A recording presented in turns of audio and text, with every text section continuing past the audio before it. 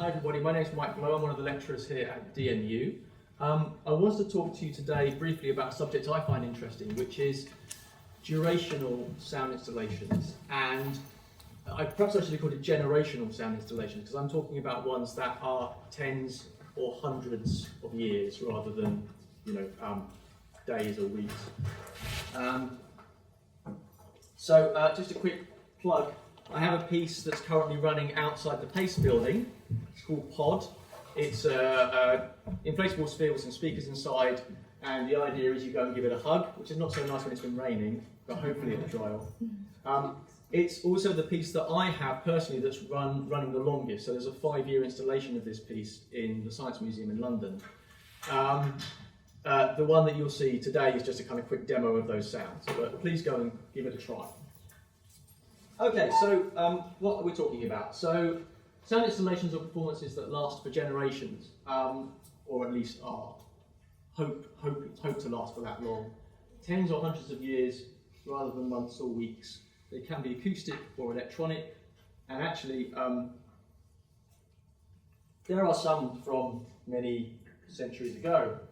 So this is a Suikinkutsu, which is a Japanese instrument that you often find in temple gardens. And the instrument itself is under here. Basically, it's a buried clay pot. I expect most of you have heard of this. But and what happens is, when you wash your hands, the wastewater drips down through the stones, and the stones provide a kind of almost chaotic element to the water drips. And there's a rather nice story about these, which is that there were quite a lot of them between the 1600s and 1800s in Japan, apparently, and then they kind of got forgotten about. An academic, I think in the 1950s, tried to find some and could only find a couple, and they were full of earth. And so somebody put out a call for public information about these in the 1970s, I think, and they unearthed quite a lot of them. And NHK, as the Japanese broadcaster, did a program on them in the 80s, and from then there's been a kind of revival, and now people actually have them sort of in their gardens away from the temple sort of environment, which is quite nice, And I actually made one of these in Oxford Brookes University. There's one up there. So, which leads me on to the first piece I want to talk about today, which is a piece by Jem Finer, and it's called Score for a Hole in the Ground. So this piece is essentially it's a kind of development of the Suikinkutsu concept. So it's a big hole. It's actually a 7-meter hole in the ground. There are some, originally it was going to be singing bowls, but actually he ended up using kind of metal discs in the hole, and then there's a big horn that comes out 20 feet above ground level. And so water goes down, strikes the discs, and the sounds come out of the horn. This is what it looks like. It's in a place called King's Wood in Kent, which if you ever get the chance to go, it's wonderful. It has artworks dotted around within the forest. And so basically what happens is the water drips through this plate at the bottom here, you can see, and again actually through a layer of gravel to give that kind of slight chaos to the water drips, which is quite interesting. This is what it looked like when I first saw it. Which was buried in the snow. Sorry about the quality of the picture, but it's the only one I could find in the snow. But one of the things that's rather nice about this is that the horn itself is made of corten steel. So actually it's turning the same colour as the tree trunks. And when I went to see it, I was almost on top of it before I realised what it was. I was looking for it, but and so you start to engage with these ideas of kind of decay that you get with time-based installations. So another piece of Jem Finer's, which actually predated Score for a Hole in the Ground, is this piece called Long Player. And Long Player is a piece that's designed to last for 1,000 years without repeating. So it actually plays a number of sort of loops, and they overlap in different ways so that you won't actually play the same thing, or it won't repeat for 1,000 years. And it started at the millennium, and it's supposed to next millennium. So this is Now, what's interesting about this is because this relies on electricity, and one of the things that Jem Finer then wanted to do, subsequent to this, because of concerns about electricity and and digital playback devices over 1,000 years, was to. That's what one of the things that prompted him to go acoustic with Score for a Hole in the Ground. So this is a live version of the piece that he performed at the Roundhouse. And you can still hear Long Play, it's still going. It's supported by Art Engine, I think it's at Trinity Wharf, but it's also streamed online if you're interested in listening to it. So it's designed to play for 1,000 years, which is 40 generations, give or take. So this is music that you might hear that your 38th great-grandchild might also hear, which is kind of interesting. And it starts to address a concept which people talk about as deep time, which is thinking about time not on the level of a human level, really, or a lifetime level even, a day-to-day level, but on an extremely long time. Not perhaps on geological time, but somewhere in the middle. There's a project called the Clock of the Long Now, which is a clock that's designed to work for 10,000 years, to measure 10,000 years, which is currently being built. They've done a couple of prototypes, and they're currently building the real thing over in America. And so one of the guys that's involved in that says that ideally the Clock of the Long Now would do for thinking about time what the photographs of Earth and space have done for thinking about the environment, i.e. to give you a new lens on thinking about time. I think that's really interesting. Such icons reframe the way people think. So this object, this clock, is designed to reframe the way people think about time. This is one of the prototypes. I think it's in the Science Museum in London. And here's the clock face. So you have, it ticks once a year, and you have a century hand, which, and then you have all the other stuff going. So this is kind of, and it's designed so it can be fixed with Bronze Age tools, which is perhaps a bit pessimistic, really, but kind of interesting. So there's a lot of detail about it and the way it's been designed, which you can look up if you're interested. So of course, there are very, very obvious technical issues with trying to design something that lasts so long. Things wear out, things rust, decay, you get obsolescence of software and hardware if you're doing something digital, and you also get social and economic situations so that the funding or the will to preserve your work now may not exist in the future. The pros are there's lots of time to fix things. So there's a piece I'm going to talk about in a little while called As Slow as Possible by John Cage, which is currently playing in Germany. And they hadn't actually finished the instrument when they started it. So they played the first 4 notes, and in, I think it was 2.5 years before they made the next chord change, they built the 5th and 6th notes, which they needed for this. So that's quite nice. Okay, so here's a case in point. This is Akio Suzuki and a piece called Space in the Sun. He built this in Japan in 1987, I think, and it's basically a space that's completely covered in bricks, and the idea is you would just sit there and the sounds of the environment would be reflected to you and you would listen. And so this has survived since then until last year, when it started to get overgrown and there were issues with local farmers. And in the end, it got demolished in a day. They just came in and bulldozed it, which is a great shame. But it does show you how the social and economic situations can have an impact on your work. Now, something I find interesting about this kind of work is that it really is a kind of utopian vision. It's the idea of creating something that's not just for people now, it's for future generations. It's creating something beautiful that will persist. And that's an interesting, and I suppose to give people in future generations the same experience that people have today. And that's quite a utopian motivation. There's a book about Score for a Hole in the Ground, and in it, David Toop has an essay called Glimmers of Light. And he writes, in the face of human barbarity, short-term greed and destructiveness, this is a benign creation made to last. This was talking about Longplayer, actually. But it could really be applied to any of the pieces I'm talking about today.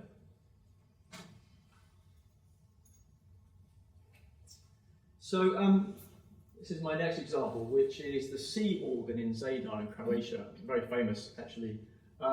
This is interesting because actually I don't think it's really thought of as an artwork. It's a piece of urban planning. But when they redesigned this seawall, they integrated this sea organ. And it now draws people to go and see it.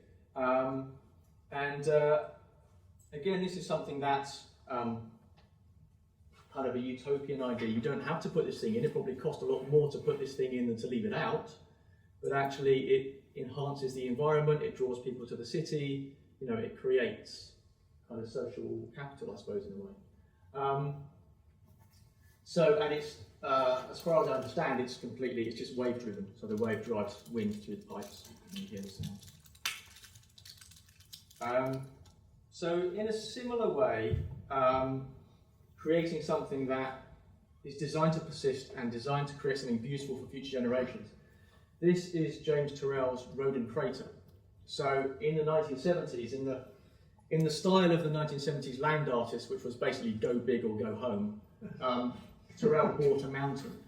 And he spent the last 40 years converting it into a series of sky spaces. So this is not sound work, it's a visual work, but it has the same motivations, I think. So he has these sky spaces inside. He's not finished with it yet. He's only about a third of the way through, I think. But these are two of them, which are just beautiful. And what's I think pertinent about this is that it encourages people to think and engage on a geological kind of time scale. So he said he wanted to be right out in the desert where you couldn't even see any lights. He wants to be completely back to nature. And so, and by sort of framing the sky like this, or framing the stars, then you start to comprehend things on a much grander scale.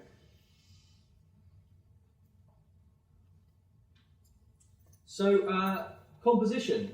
Interesting question with these kind of works. What are the implications for listening when a piece of music lasts longer than a lifetime? And obviously we're pushing the boundaries of what we normally think of as composition. And practically what seems to happen most of the time is that you either have a piece which can be understood in kind of standard human time, but then doesn't ever repeat itself. So Longplayer is an example of that. It actually does sound like a piece of music, what we would call music.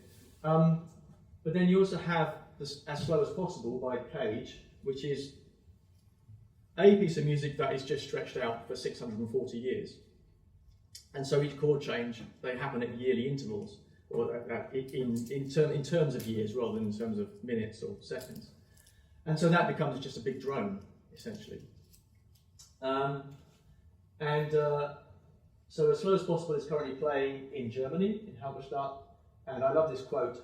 The performance commenced in the St. Bernard Church on September 5th, 2001, with a pause lasting until February 5th, 2003. I mean, that's so John Cage, isn't it? Just massive silence. And they decided they're going to play it for 639 years, which is because it was since the time the church was built. So here's the church. Here is the organ. And you can just see at the bottom here, there's a sandbag that they're using to hold down the notes. And so what they do to change the notes is they just move the sandbag to the next notes and then they play the next chord. Here's the score, which I'm afraid is a bit not very good quality. But here's a kind of close-up. Start point at September 2001. First notes at March 2003, something. Anyway, yeah. So, very interesting. Right, so let's carry on. Another thing that, in terms of composition, some of these pieces interact with their environment. And the environment will obviously change quite a lot over a long period of time, potentially. One such piece is Times Square by Max Neuhaus, which is designed to work with the sounds at Times Square, New York. But what's interesting is that it's a permanent, continuous piece. So actually, it's not just an artwork that's been added to that soundscape. It is part of that soundscape. It has as much claim to it as the cars or the billboards or the people, you know. And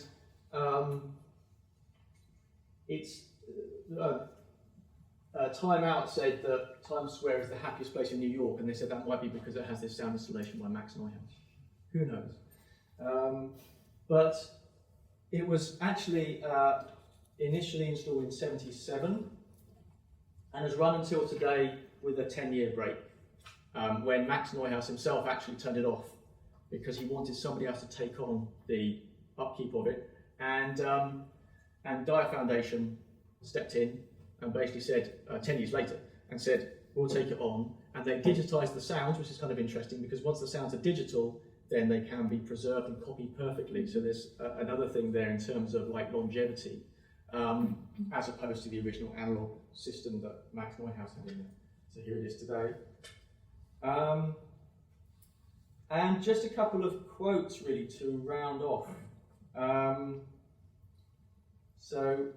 Oh no, maybe a bit more actually. So I want to talk about the Dream House, Lamont Young's Dream House. So this quote, the Dream House is exceedingly long, ideally never-ending drones, continue regardless of the presence or absence of listeners, dispensing with the need for listeners. It posits sound as an organism with its own reason for being. And this is kind of interesting because we're talking about audiences in this conference and engagement. And of course, a hugely long piece of work has the potential to engage with many, many people. But actually, they're also kind of aloof. They don't really care if the people are there or not. They'll just carry on playing all of these works that I've shown you. And so there's an interesting tension there between engaging with people and not necessarily requiring the people to be there. I have to say though, I went to see Score for a Hole in the Ground and it was a very inspiring experience. So it's not to say these things don't touch you, it's just that they're almost like the opposite of an interactive piece of work. You know, interactive work needs the audience to be there to create the work really, but these just will be there anyway. So here's the Dream House. So in thinking about this, I was thinking, well, what makes this kind of durational installation different from a standard sound installation? Or say a generational sound installation. And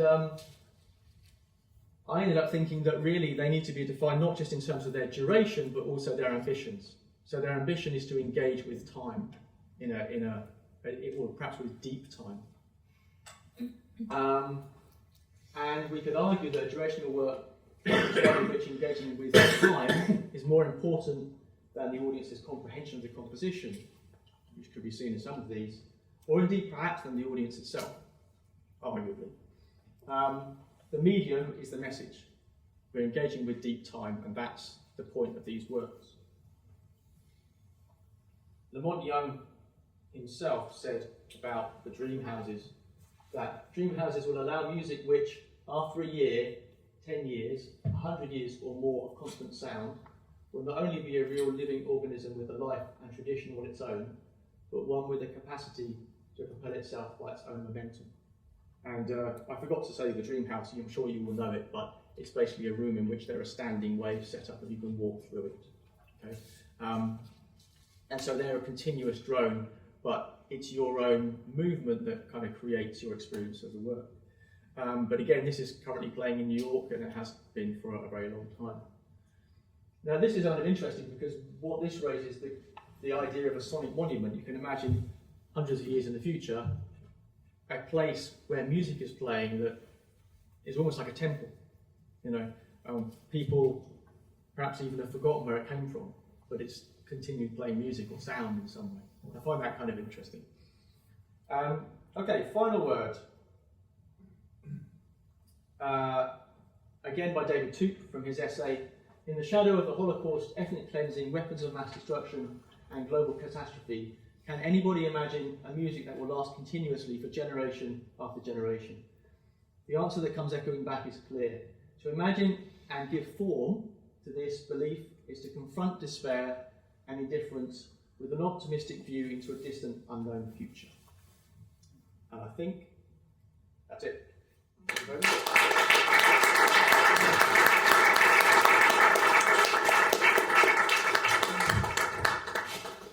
Thanks very much, Mike.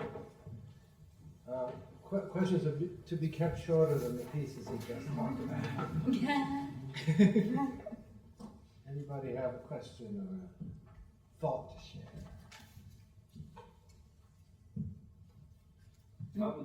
Actually, interestingly, I was just writing a couple of things out as you got to the final word, but there's definitely sort of I guess the question of when you know that these things exist, and the kind of, my question will be, or I'll immediately start thinking, well, why would I go and visit these contraptions or these installations? And there is sort of I guess, a contemplative and existential element to them that makes us think of things that are greater than us, or greater than our lifetimes. And I think it sort of made me start thinking about the physical size of those things as well. Actually, that plays, does that play quite a part in this? I wonder whether I'd sort of be interested in the opposite of that. Would someone make a tiny little, sound-making instrument which is going to last like 1,000 years? That's a very, very good point. Yeah. You could think about something like, there's that Marcel Duchamp piece with hidden noise. The ball of twine sandwiched between two plates. Now, that could potentially last a very long time. It's just metal screws and metal plates and a ball of twine. So yeah, in theory, possibly yes. It's interesting actually you point that out, because you're right, a lot of the pieces, almost all the pieces that I show, are kind of large scale pieces. They have a kind of grand ambition, don't they? And actually, there's an interesting treatment somewhere of Times Square, Max Neuhaus, versus Tilted Arc, the Richard Serra piece, which were both kind of these impositions in a way into the New York landscape, soundscape. But what's interesting is Tilted Arc was very quickly kind of removed, because there were all sorts of objections to it, whereas Times Square has kind of continued and actually become more popular and more accepted the longer time's gone on, which is kind of an interesting contrast, I think.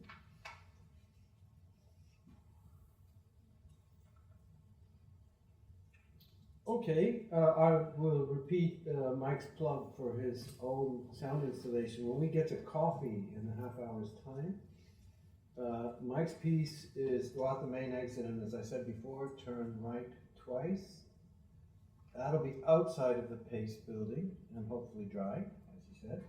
Inside of the Pace building on the main floor is one of the two pieces by Sei Matsumura, who's sitting right over there. And upstairs on the first floor of the Pace building is his second piece and a large scale installation by Pete Batchelor. Now, those from Sei and Pete will be here tomorrow and Sunday as well. But the one and only chance to hug the big object is this afternoon until the keynote. Mike, thanks a lot.